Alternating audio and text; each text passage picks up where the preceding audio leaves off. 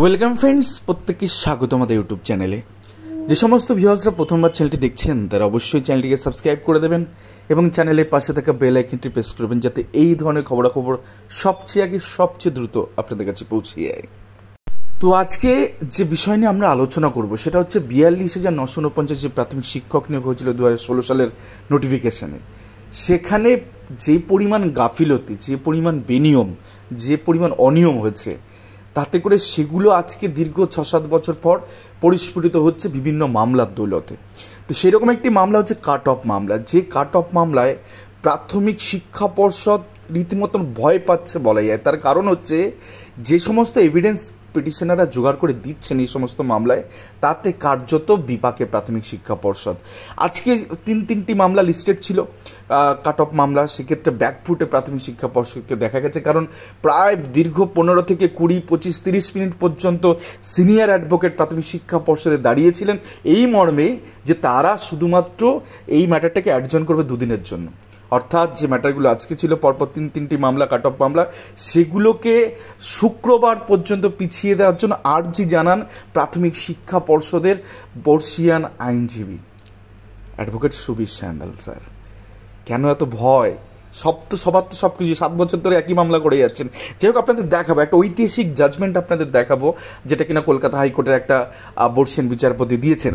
তো সেখানে কি বলা আছে আপনাদের ব্যাপারগুলো বুঝতে হবে। The petitioner appear for the post of primary teacher in Malda district. The petitioner belongs to আনটেন OBC B category. It is the case of the petitioner that he secured higher marks in the selection process than some general category candidate who have been appointed. অর্থাৎ তিনি OBC B প্রার্থী এবং সংরক্ষিত প্রার্থী এবং তিনি মালদা ডিস্ট্রিক্টে তিনি অ্যাপিয়ার করেন এই রিক্রুটমেন্ট প্রসেসে, এবং সেক্ষেত্রে তিনি বেশি নাম্বার পান, তার থেকে জেনারেলে অনেকে কম নাম্বারে চাকরি করছেন।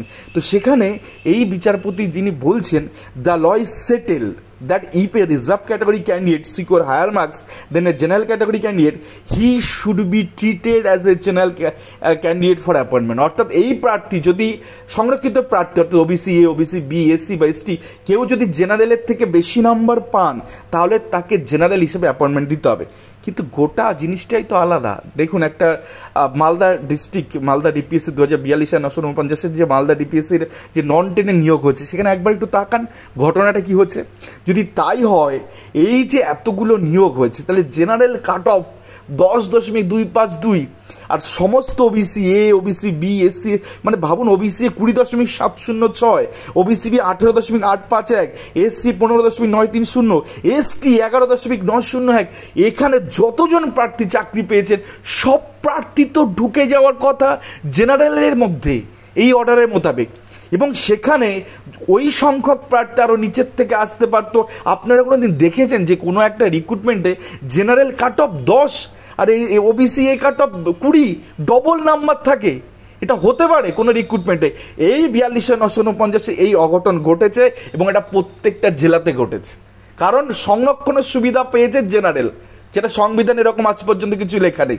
সংবিধানে রিজার্ভ ক্যাটাগরি যারা, তাদেরকে সংরক্ষণ দেওয়ার কথা আছে, কিন্তু 42,949 সংরক্ষণটা পেয়েছে জেনারেল প্রার্থীরা। যাই হোক, এবার আপনাদের একটা মোক্ষম তথ্য, আপনাদের একটা এভিডেন্স দেখাবো।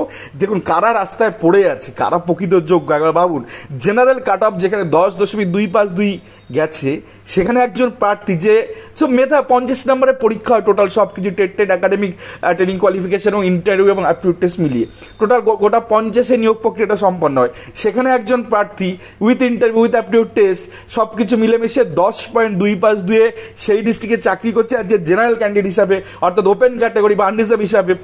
তো সেক্ষেত্রে একজন যোগ্য বঞ্চিত প্রার্থী যিনি কিনা ওবিসি প্রার্থী, তিনি 20.439 পেয়েও এই প্যানেলে ঠাঁই পাননি। তো সেক্ষেত্রে বলুন তো কি পরিমাণ অনিয়ম বেনিয়ম হয়েছে।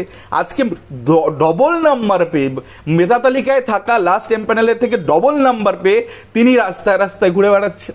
তো এই যদি প্যানেল হয়, তাহলে কত পরিমাণ সংখ্যক প্রার্থী, যোগ্য প্রার্থী, তারা এই প্যানেলের বাইরে থেকে গেছে। একবার আপনারাই ধারণা করুন ঘটনাটা ঘটেছে কি, কে প্রকৃত যোগ্য, কেন কাট অফ মামলায় বিপাকে প্রাথমিক শিক্ষা পর্ষদ। আমরা জানি মালদা ডিস্ট্রিক্টের ক্ষেত্রে এরকম সেম মামলায় একজন প্রার্থী, তাকে কিন্তু চাকরি দিয়েছে division bench, justice Harish Tandon স্যারের অর্ডারের ক্ষেত্রে তিনি কিন্তু চাকরি পেয়েছেন। তিনি স্কুল জয়েন করেছে 2022 ডিসেম্বরে। তার বাড়িতে উইদাউট কাউন্সিলিং তার বাড়িতে অ্যাপয়েন্টমেন্ট চলে গেছে।